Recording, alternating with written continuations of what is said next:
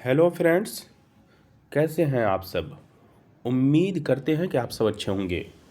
आज मैं एक बार फिर से आप लोगों के बीच बीपीएससी के जरिए पूछे गए साइंस से रिलेटेड सवाल लेकर के आप लोगों के बीच हाजिर हुआ हूं, जो एग्ज़ाम के पॉइंट ऑफ व्यू से काफ़ी अहम हैं।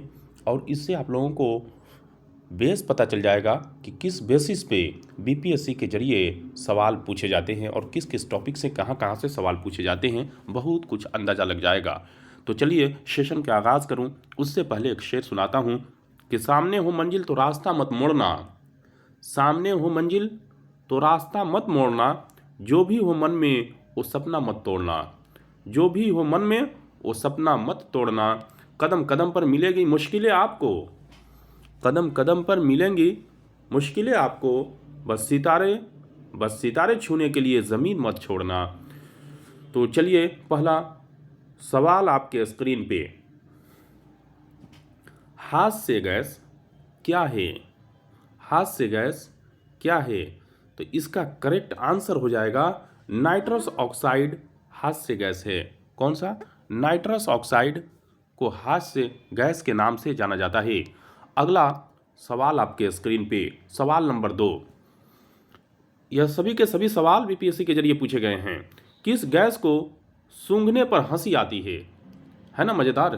किस गैस को सूंघने पर हंसी आती है? तो इसका करेक्ट आंसर हो जाएगा नाइट्रस ऑक्साइड को सूंघने पर हंसी आती है। चलिए नेक्स्ट, सबसे अधिक क्रियाशील धातु कौन सी है? यह भी बीपीएससी के जरिए पूछा गया सवाल है। सबसे अधिक क्रियाशील धातु कौन सी है? तो इसका करेक्ट आंसर हो जाएगा पोटेशियम। क्या होगा? पोटेशियम सबसे क्रियाशील धातु है। तो उससे पहले इनका जो हम कर्म देख लें, किस तरह से कौन कौन से धातु क्रियाशील होते हैं और सबसे प्रथम स्थान पर कौन सा आता है। तो देखिए जरा, दिए गए विकल्पों में सर्वाधिक क्रियाशील धातु पोटेशियम है।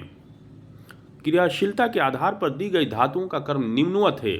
सबसे पहले पोटेशियम सबसे क्रियाशील होती है और पोटेशियम के बाद सोडियम क्रियाशील होता है और सोडियम के बाद जो होता है वो कैल्शियम और कैल्शियम के बाद जो होता है वो आयरन यानी फेरस। ये सारे क्रियाशील हैं और ये आप इससे समझ गए होंगे कि पहले नंबर पे पोटेशियम है, दूसरे नंबर पे सोडियम है, तीसरे नंबर पे कैल्शियम है और चौथे स्थान पर आयरन है, जो कि यह क्रियाशीलता की क्या है? सीरीज है, सीरियल है। तो चलिए अगला सवाल आपके स्क्रीन पे, किस खनिज द्वारा लोहा प्राप्त किया जाता है ना बढ़िया सवाल। किस खनिज द्वारा लोहा प्राप्त किया जाता है? तो इसका करेक्ट आंसर हो जाएगा, लोहा जो प्राप्त किया जाता है वो हेमेटाइट से प्राप्त किया जाता है। किससे? हेमेटाइट से। अब एक बात और याद रखिए कि हेमेटाइट अयस्क से लोहे की प्राप्ति होती है। किससे? हेमेटाइट अयस्क से लोहे की प्राप्ति होती है। नेक्स्ट, कौन सी ऐसी धातु है जो सामान्य ताप पर द्रव अवस्था में पाया जाता है? कौन सी ऐसी धातु है जो सामान्य ताप पर द्रव अवस्था में पाई जाती है? तो इसका करेक्ट आंसर हो जाएगा पारा ऐसी धातु है जो कि द्रव अवस्था में पाई जाती है। नेक्स्ट क्वेश्चन का रुख कर लेते हैं। अगला सवाल आपके स्क्रीन पे, मच्छर भगाने वाली दवाओं में मच्छर भगाने वाली दवाओं में सक्रिय रसायन कौन सी है? कौन सी सक्रिय रसायन होती है? तो इसका करेक्ट आंसर हो जाएगा एलिथ्रीन। एलिथ्रीन मच्छर भगाने वाली दवाओं में सक्रिय रसायन है, वो है एलिथ्रीन। चलिए थोड़ा सा नोट जान जाइए। तो एलिथ्रीन नामक यौगिक मच्छर भगाने वाली दवाओं में सक्रिय रसायन है। दवाओं नहीं है, सॉरी, ये दवाओं हैं। दवाओं में सक्रिय रसायन है, वो कौन सा है? तो एलिथ्रीन। नेक्स्ट क्वेश्चन का रुख कर लेते हैं। अगला सवाल आपके स्क्रीन पे है, वनस्पति तेल से वनस्पति घी बनाने में प्रयुक्त होने वाली गैस है। वनस्पति तेल से वनस्पति घी बनाने में प्रयुक्त होने वाली गैस है। तो इसका करेक्ट आंसर हो जाएगा हाइड्रोजन। कौन सी गैस है? हाइड्रोजन। चलिए नेक्स्ट क्वेश्चन आपके स्क्रीन पे, खाना बनाने में प्रयोग की जाने वाली गैस मुख्यतः है? खाना बनाने में प्रयोग की जाने वाली गैस मुख्यतः कौन सी है? तो इसका करेक्ट आंसर हो जाएगा मीथेन गैस खाना बनाने में प्रयुक्त होने वाली मुख्यतः गैस है। चलिए, मीथेन है, देखो CH4 भी बोलते हैं। चलिए, खाना बनाने में मुख्यतः मीथेन गैस का उपयोग किया जाता है। इसे गोबर, कूड़ा कचरा आदि से प्राप्त किया जाता है। कहाँ से प्राप्त किया जाता? तो गोबर, कूड़ा कचरा आदि से प्राप्त किया जाता है। कहाँ से प्राप्त किया जाता? ये सवाल बन सकता है। तो इसे गोबर, कूड़ा कचरा आदि से प्राप्त किया जाता है और ये मीथेन गैस है जी। अगला सवाल, 100% शुद्ध इथेनॉल को क्या कहा जाता है? 100% शुद्ध इथेनॉल को क्या कहा जाता है? तो इसका करेक्ट आंसर हो जाएगा पूर्ण शराब कहा जाता है। क्या कहा जाता है? पूर्ण शराब कहा जाता है। अगला सवाल आपके स्क्रीन पे है, देखिए, कह रहा है निम्न में से सबसे अच्छा अग्निशमन कौन सा है?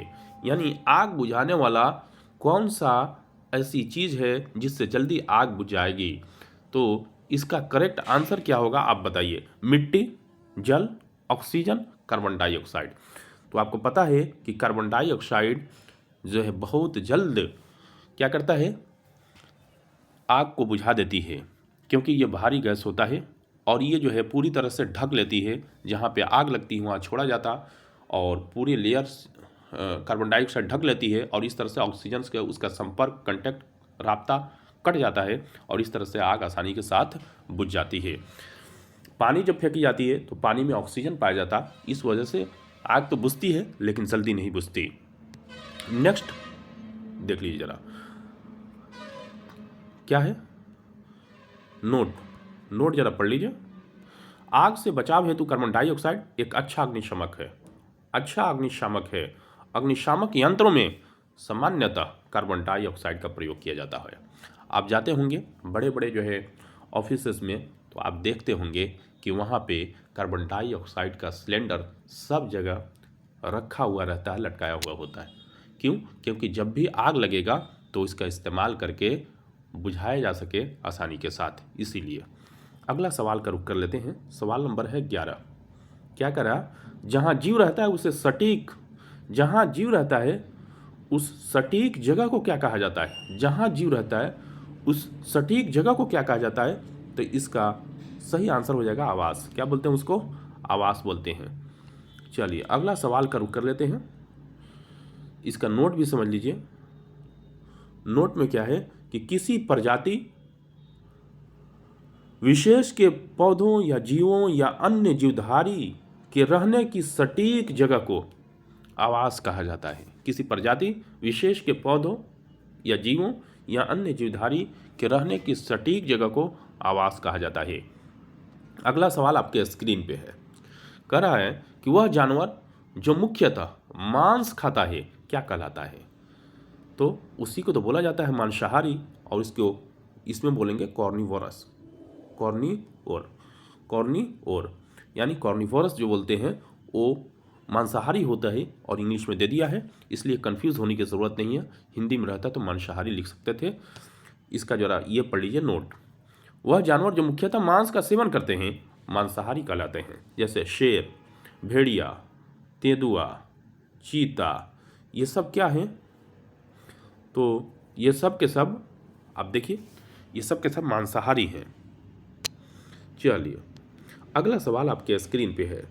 लाल रक्त कणिका विहीन, जिसमें कणिका लाल रक्त कणिकाएं नहीं पाई जाती, जंतु कौन सी है? वैसी जंतु का नाम बताइए जिसमें लाल रक्त कणिकाएं नहीं पाई जाती है। तो इसका करेक्ट आंसर हो जाएगा वो है केचुआ। क्या है? केचुआ। केचुआ में लाल रक्त कणिकाएं नहीं पाई जाती हैं जी दोस्तों। अगला सवाल आपके स्क्रीन पे है। मधुमक्खी कॉलोनी के सदस्य एक दूसरे को किस प्रकार पहचानते हैं? अब बताइए, एक मधुमक्खी दूसरे मधुमक्खी को एक दूसरे को किस प्रकार पहचानते हैं कि मेरे कॉलोनी और मेरे जो है घर के रहने वाले हैं, इसको कैसे पहचाना जाए? तो इसका सही आंसर हो जाएगा वो गंध के जरिए एक दूसरे को पहचानते हैं, अपने सदस्य को, अपने मेंबर को। ठीक है, मधुमक्खी कॉलोनी के सदस्य एक दूसरे को गंध के जरिए पहचानते हैं। जैसे इसके बारे में थोड़ा सा और पढ़ लीजिए। तो लगभग सभी पक्षियों में सूचनाओं के आदान प्रदान करने की विधियां होती हैं। यह दृष्टि, आवाज़, स्पर्श, अपने गंध द्वारा सूचनाओं का आदान प्रदान करते हैं। बहुत सारे जो है आवाज़ से पहचानता है, कुछ देख कर पहचानता है, कुछ स्पर्श करके पहचानते हैं और कुछ गंध के जरिए पहचानते हैं। तो मधुमक्खियाँ भोजन की दिशा तथा उसके स्रोत को बताने के लिए विभिन्न नृत्य, आवाज़ भी या डांस भी करती हैं, मुद्राएं करती हैं, जबकि एक दूसरे को गंध से पहचानती हैं, है ना। अगला सवाल आपके स्क्रीन पे यह सवाल है कि गेहूं की खेती के लिए कौन से उर्वरक का उपयोग किया जाता है। गेहूं के खेती के लिए कौन से उर्वरक का उपयोग किया जाता है, तो इसका सही आंसर हो जाएगा नाइट्रोजन। और नाइट्रोजन जो है किस उर्वरक में खाद में पाया जाता है, तो यूरिया में पाया जाता है। याद रखिएगा मेरे दोस्तों, गेहूं की खेती के लिए नाइट्रोजन युक्त उर्वरक का उपयोग किया जाता है, जो कि यूरिया में मिलता है, यूरिया खाद में मिलता है। उम्मीद है कि आप लोगों को यह सेशन पसंद आया होगा। अगर पसंद आया है तो मेरे चैनल को सब्सक्राइब कर दीजिए, बेल आइकन को ऑन कर दीजिए और अपने जानने वालों के पास ज़्यादा से ज़्यादा शेयर कर दीजिए। तो आज के लिए इतना ही, दीजिए इजाज़त। अपना ख्याल रखिए, खुश रहिए, मस्त रहिए, आबाद रहिए। Thank you so much.